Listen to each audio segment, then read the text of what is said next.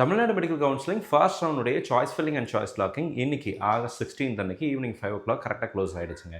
So இதுக்கப்புறம் எந்த எக்ஸ்டென்ஷனும் இல்லை.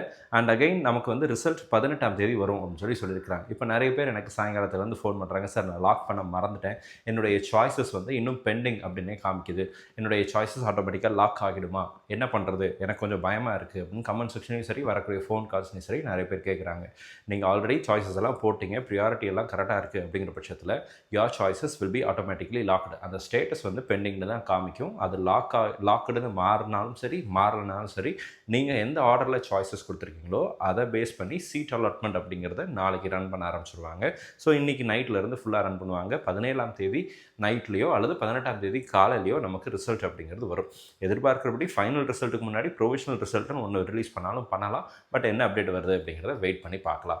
தமிழ்நாடு கவுன்சிலிங்கை பொறுத்த வரைக்கும் 18ஆம் தேதி ரிசல்ட் அப்படிங்கிறத சொல்லியிருக்கிறாங்க. 18ஆம் தேதி மதியானம் 12 மணிலேருந்து நீங்கள் ப்ரொவிஷனல் அலாட்மெண்ட் ஆர்டரை டவுன்லோட் பண்ணிக்க முடியும் அப்படிங்கிறதும் அப்டேட்டாக இருக்குது. வேறு ஏதாவது சேஞ்சஸ் வந்துச்சு அப்படின்னா நம்மளுடைய சேனலில் பதிவு செய்கிறேன். சேனல் இது வரைக்கும் சப்ஸ்கிரைப் பண்ணாமல் இருந்தீங்க அப்படின்னா மறக்காமல் சேனலை சப்ஸ்கிரைப் பண்ணி வச்சுக்கோங்க. All over reverse thank you so much. நம்ம சேனலில் பார்க்கக்கூடிய மாணவர்கள் மற்றும் பெற்றோர்களுக்கு அவங்க விரும்பின மருத்துவக் கல்லூரிகள் இடங்கள் கிடைக்கணும்னு சொல்லி உங்களுக்காக நானும் ப்ரே பண்ணிக்கிறேன். All over reverse thank you so much.